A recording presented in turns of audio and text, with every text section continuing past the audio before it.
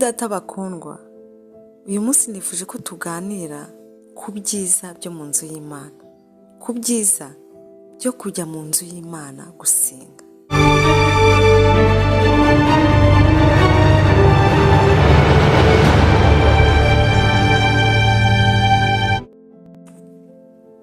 Dawidi yaririmbye indirimbo nziza cyane y'amazamuka ariyo Zaburi y'122 duhereye ku murongo wa mbere.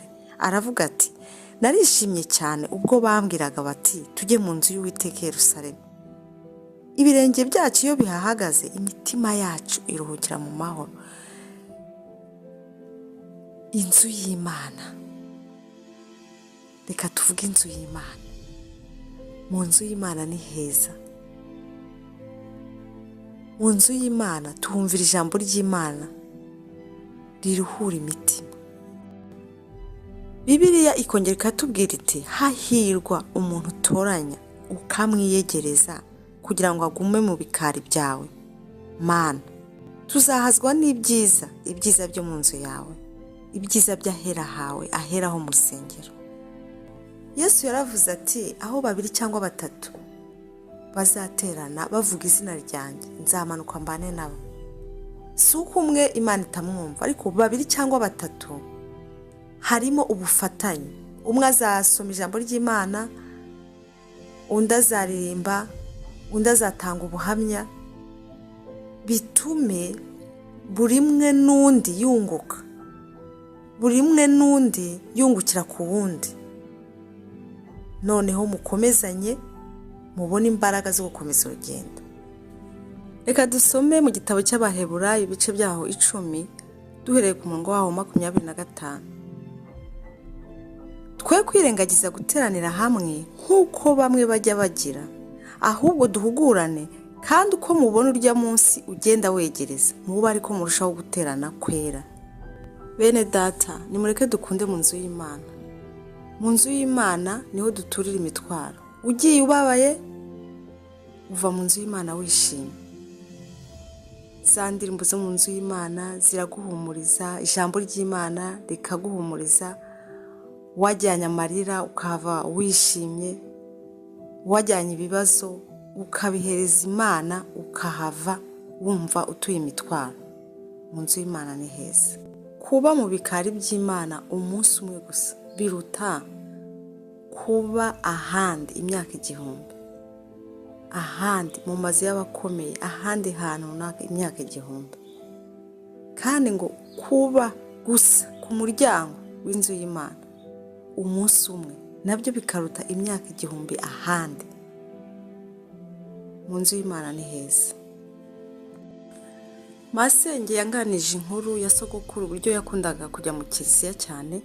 Umunsi umwe bakora urugendo ari kumwe n'abandi. Bageze ku kiliziya arababwira ati, jewe rero ntabwo naca kuri kiliziya kandi ifunguye. Abandi bati, irafunguye ariko ntabwo habaye misa. Ati, nta kibazo. Ubwo yagiyemo ajya mu rusengero arasenga, babandi barakomeza urugendo. Bageze imbere babafatira umusoro. Ubwo babajyanye ahantu wenda babaganiriza banababaza iby'uwo musoro.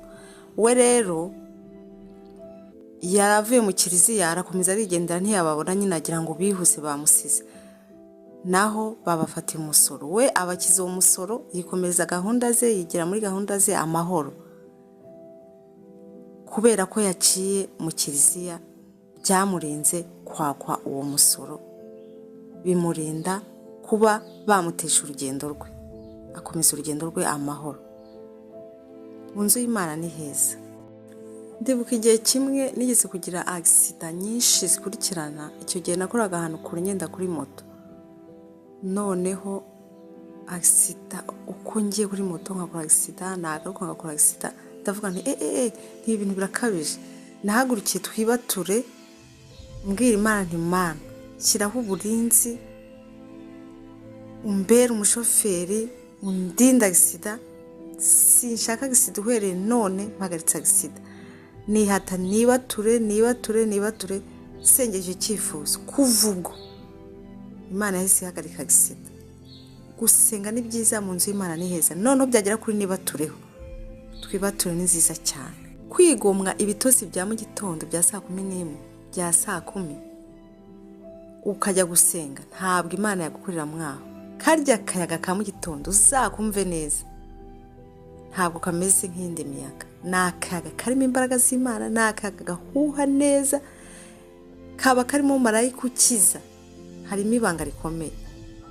Ujye ujya mu nzu y'Imana mu gitondo, uzabona ibyiza byinshi. Cyifuzo umubone cyakunaniye cyakwigizeho akaramata, ujya muri nibature, ugihagurukire, Uwiteka azagusubiza. Bene data bakundwa, reka duhe agaciro inzu y'Imana.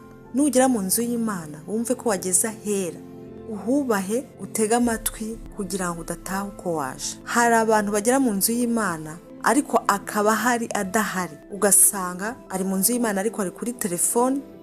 Nimba hari umupira uri muba, arakurikirana umupira, arakurikirana uko ama ekipe ari gutsindanwa, kandi ari no mu rusengero. Mbese yajyanye imitima ibiri. Undi akaba ari mu rusengero yicaranye na mugenzi we, bagatera inkuru bakiganira nk'aho bari hanze. Twubahe inzu y'Imana. Mu nzu y'Imana ni ahantu ho kubahwa, mu nzu y'Imana ni ahantu h'agaciro, uhubahe. Ijambo ry'Imana riri gusomwa, umuntu agasohoka nk'inshuro ebyiri agenda agaruka, bituma abantu badakurikira ijambo ry'Imana, bakumva bakanareba wa muntu uri kugenda asohoka yongera agaruka. Twubahe ijambo ry'Imana, twubahe inzu y'Imana. Mu nzu y'Imana ni ahantu ho gutuza, tugatega amatwi, tukumva ijwi ry'Imana. Hari abantu bagira ikibazo bakirukira mu nzu y'Imana, bakihata gusenga, bagasenga, ariko yamara gusubizwa ntiwongere kumubona ngo yewe ngo ubu nta mwanya mfite, rwose nabuze umwanya wo kuboneka mu nzu y'Imana, kandi akomwe na gato ubwo yakongera akagaruka. Mbese hari abantu baza mu nzu y'Imana ari uko bafite ibibazo, bamara gusubizwa bakabura umwanya, abona umwanya gusa iyo yagize ikibazo. Ariko reka tube mu nzu y'Imana, tuhakunde, hatubere heza, tuhajye tujyanye ibibazo, tunahajye tujyanye amashimwe, tunahajye tujyanye n'abagenzi bacu. Nubwo waba we washubijwe uvuga uti ntacyo nkihashaka, nta mwanya mfite, genda usengere na mugenzi wawe. Nimba witegura kuzajya mu nzu y'Imana ejo, ntuzakirererwe. Hari ibintu byose biteguye, byose biri ku murongo, uzinduke. Ibyiza ni ukuzinduka mu nzu y'Imana, amateraniro agatangira wahageze, waruhutse, washize impumu, witeguye, wamaze kwiyeza, kugira ngo iby'Imana iguha bisange witeguye. Kuko rega tuba tugiye kurya no kunywa, tugomba rero kuba twiteguye.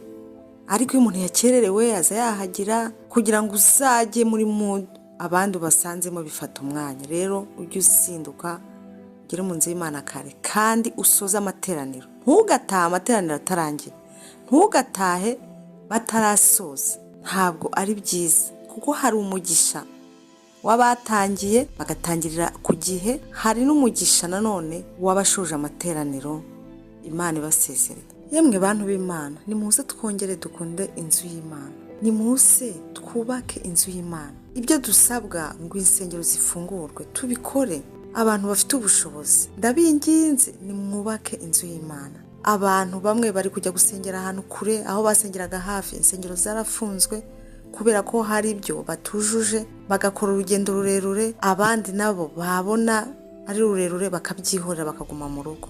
Nehemiya yahamagariye abantu ngo nimuze twubake. Yagize agahinda cyane bamubwiye ko amarembo ya Yerusalemu yasenyutse, ararira. Nehemiya yiyemeza kujya kubaka Yerusalemu. Reka dusome ijambo ry'Imana muri Nehemiya ibice byaho 2, duhereye ku murongo waho wa 17, turakomeza n'umurongo wa 18. Amaherezo ndababwira nti, murabona imimerere ibabaje turimo, ukuntu Yerusalemu yarimbuwe n'amarembo yayo agakungurwa n'umuriro. None nimuze twongere twubake inkuta za Yerusalemu, kugira ngo tudakomeza kuba igitutsi. Nuko mbabwira ukuntu ukuboko kwiza kw'Imana yanjye kwari kuri jye, mbabwira n'amagambo umwami yambwiye. Babyumvise baravuga bati, nimucyo duhaguruke twubake. Nuko bakomeza amaboko yabo kugira ngo bakore umurimo mwiza. Bene data, ni umurimo mwiza kubaka inzu y'Imana, ni umurimo mwiza gusana inzu y'Imana. Yeremiya bamubwiye ko amarembo y'i Yerusalemu yahiye, ngo ararira, arababara, agira umubabaro, aremera reka n'akazi ajya gusana inzu y'Imana. Ubwo butunzi ni Imana yabuguhaye, nimureke tubukoreshereze Imana. Imana yacu izanezererwa urusengero rwayo, kandi n'abantu b'Imana bongere bajye kunezerwa mu nzu y'Imana, bayihimbaze, bayisenge. Imana izishima kandi Imana izabaha umugisha. Murakoze, ndabakunda. Uwiteka abahire.